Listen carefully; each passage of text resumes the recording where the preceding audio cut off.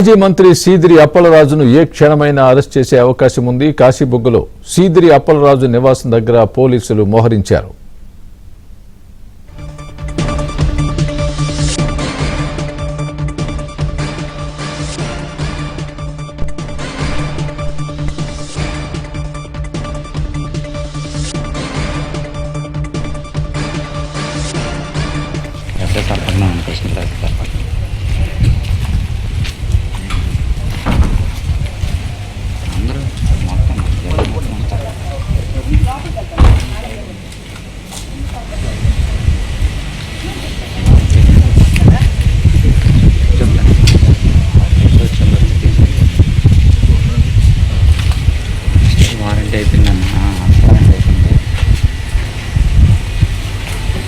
చూస్తున్నారు.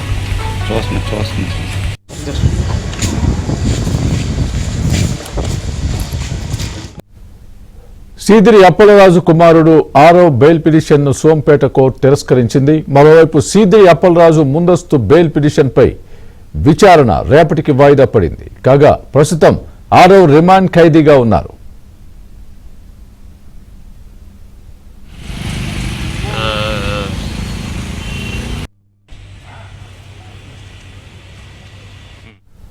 ఇదే అంశానికి సంబంధించి పూర్తి అప్డేట్ మా ప్రతినిధి రమేష్ అడిగి తెలుసుకుందాం. రమేష్, చెప్పండి, ఏంటి సీదిరి అప్పలరాజు ఆయన కొడుకు 6వకు సంబంధించి ఆయనకు బెయిల్, ఈయనకు ముందస్తు బెయిల్ రెండు కూడా ఒకటి పోస్ట్పోన్ అవ్వడం జరిగింది, ఇంకొకటి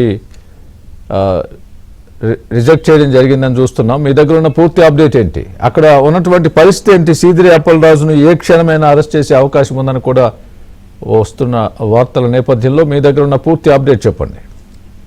స్వామి, ఏదైతే కాశీబుగ్గకు సంబంధించి హిట్ అండ్ రన్ కేసుకు సంబంధించి మాజీ మంత్రి సీదిరి అప్పలరాజు కుమారుడు ఇప్పటికే రిమాండ్ లో ఉన్నారు. అయితే సీదిరి అప్పలరాజు కుమారుడు అరవ్ వర్మకు సంబంధించి బెయిల్ పిటిషన్ ను సోంపేట కోర్టులో నిన్న దాఖలు చేశారు. అయితే దీనిపైన సుదీర్ఘంగా వాదనలు జరిగిన తర్వాత బెయిల్ పిటిషన్ ను తిరస్కరించడం జరిగింది కోర్టు. అదేవిధంగా అప్పలరాజుకు సంబంధించి యాంటిసిపేటరీ బెయిల్ కూడా అప్లై చేసుకున్నారు. అయితే దీనిపైన విచారణ చేపట్టినటువంటి న్యాయస్థానం రేపటికి వాయిదా వేసింది. అయితే ఈ క్రమంలోనే కొద్దిసేపటి క్రితం అప్పలరాజు నివాసం కాశీబుగ్గలో ఉన్నటువంటి అప్పలరాజు నివాసం దగ్గరికి భారీగా పోలీసులు చేరుకున్నారు. మొత్తం ఏ క్షణంలోనైనా అప్పలరాజును అరెస్ట్ చేస్తారనేటటువంటి ఊహాగానాలు పెద్ద ఎత్తున వస్తున్నాయి. పోలీసులు కూడా పెద్ద ఎత్తున మోహరించినటువంటి పరిస్థితి కనబడుతోంది. ఇంట్లోకి వెళ్లేటందుకు పోలీసులు ప్రయత్నిస్తున్నారు. అదేవిధంగా అప్పలరాజుకు సంబంధించినటువంటి అనుచరులు కూడా అక్కడికి చేరుకుంటున్నారు. అంటే స్పష్టమైనటువంటి సంకేతాలు అప్పలరాజుకు వచ్చినట్లు తెలుస్తోంది. ఏ క్షణంలోనైనా పోలీసులు అరెస్ట్ చేస్తారనేటటువంటి భావన కార్యకర్తలు వ్యక్తమవుతుంది. ఇదే నేపథ్యంలో ఒకవైపు వైసీపీ కార్యకర్తలు అక్కడికి చేరుకుంటున్నారు, దాంతో పాటుగా పోలీసులు కూడా ప్రస్తుతం అక్కడికి చేరుకున్నారు. ముఖ్యంగా మొదటి నుంచి కూడా ఈ కేసును పరిశీలిస్తే అరవ్ వర్మ ఏదైతే యాక్సిడెంట్ చేసిన తర్వాత ఆయన తప్పించి ఆ ప్లేస్ లో సిద్ధార్థ్ త్యాడి అనేటటువంటి వ్యక్తిని రీప్లేస్ చేసేటందుకు ప్రయత్నం చేశారు. అంటే పూర్తిగా చట్టాన్ని పక్కదో పట్టించి సాక్ష్యాలను తారుమారు చేయడానికి అప్పలరాజు ప్రయత్నించారు అనేటటువంటి అభియోగాలు ఉన్నాయి. ఈ అభియోగాల నేపథ్యంలోనే కోర్టు పోలీసులు కేసు నమోదు చేశారు. దీనిలో భాగంగా అరవ్ వర్మకు 14 రోజులు రిమాండ్ విధించారు.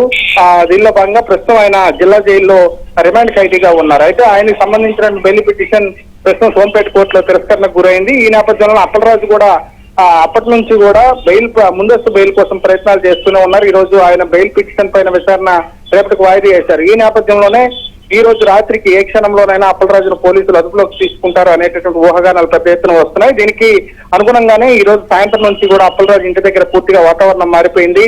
మొత్తం అప్పలరాజు కదలికలను పోలీసులు ఎప్పటికప్పుడు గమనిస్తున్నారు. ఈ రోజు రాత్రికి అప్పలరాజును అదుపులోకి తీసుకునేటటువంటి అవకాశాలు స్పష్టంగా కనబడుతున్నాయి. పోలీసులు కూడా ప్రస్తుతం అక్కడికి చేరుకున్నారు. ఇంకా అవసరమైతే ఫోర్స్ నుంచి అవసరమైతే అప్పలరాజును అరెస్ట్ చేసేటటువంటి క్రమంలో ఇబ్బందులు ఏవైనా తలెత్తే వాటిని కూడా ఎదుర్కోవడానికి పోలీసులు సిద్ధంగా ఉన్నట్లు తెలుస్తుంది. Swami. Right Ramesh, thanks for the update.